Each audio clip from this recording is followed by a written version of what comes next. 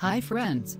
Welcome to Info JUJU. Today, we are going to discuss with JUJU about how to learn anything fast and remember it. We will go to his office. Are you ready? Let's go. Hi, JUJU. May I come in? Welcome, Lisa. Welcome. May I have few minutes of your time?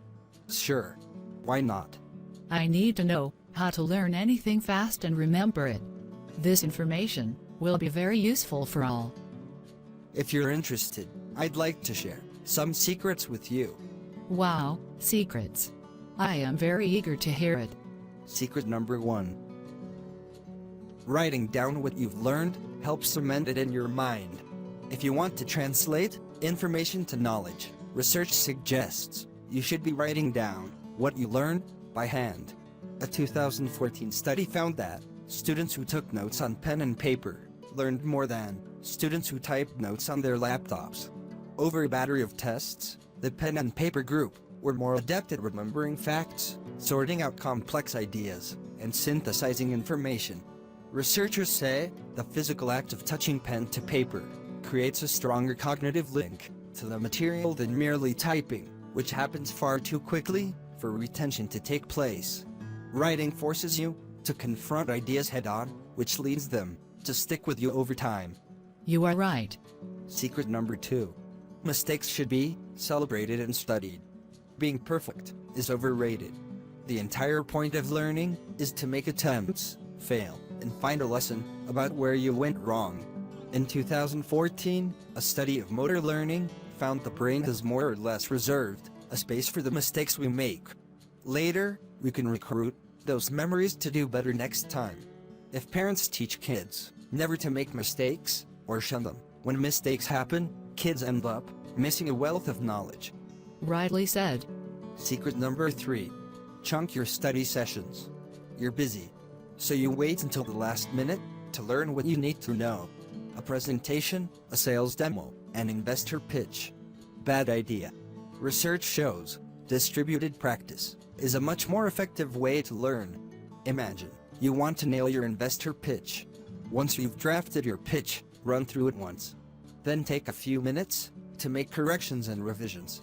Then step away for a few hours, or even for a day, before you repeat the process. Why does distributed practice work? The study phase retrieval theory says that each time you attempt to retrieve something from memory and the retrieval is more successful, that memory becomes harder to forget.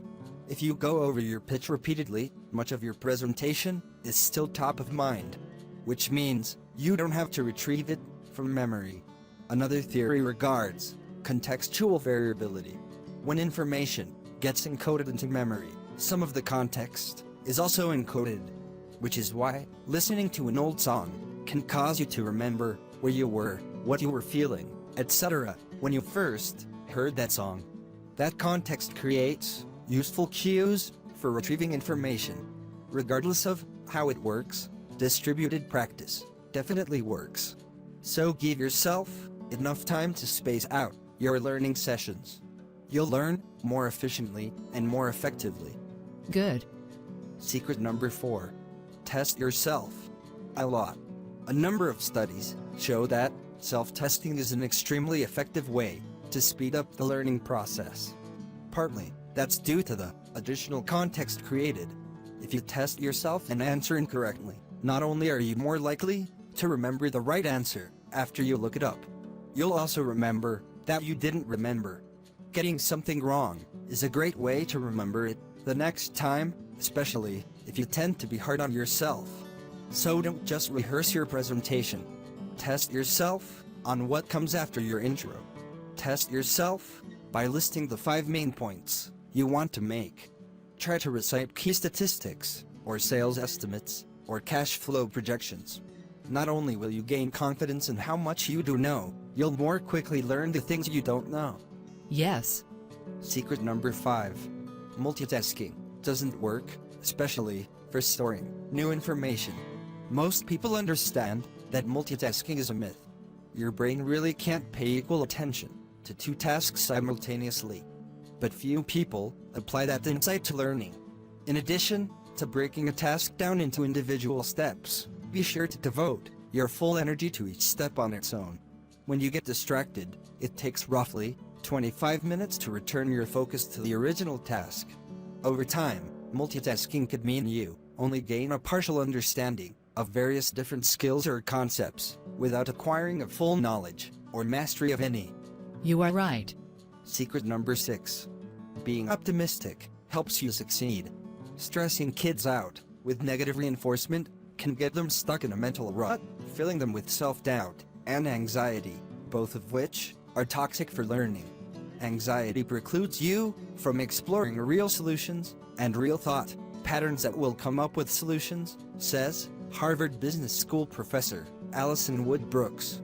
Decades of positive psychology research suggest that we will become more successful in just about anything we try to do if we approach it with an open mind and see tangible room for improvement. Parents should teach kids to see learning as exploration. It will help give them a sense of determination, which they can manufacture into grit when the going gets tough. Yes. Secret number 7. Exciting topics are stickier than boring ones. Kids naturally drift toward the weird and wacky, but once the experience of rote education gets them thinking in cold hard facts, that sense of fun can die off. Parents, don't let that happen. As early as possible, kids should gain an appreciation for why they remember grandma's weird smelling house and those highlighter yellow shorts dad wears on nighttime runs. It's because they're unique. Author and former U.S. memory champion Joshua Foer memorized a full deck of playing cards in under 2 minutes by tying each card to a weird image. Kids can do the same for their times tables and presidents. Nice. Secret number 8.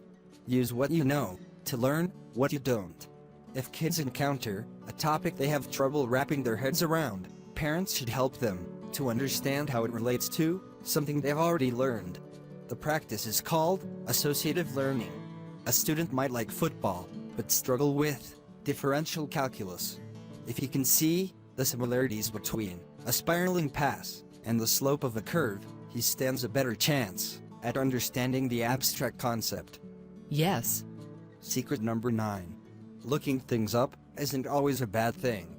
Kids should learn how to grapple with tough problems. The act teaches them discipline. But evidence suggests spending too long on a problem can make it worse.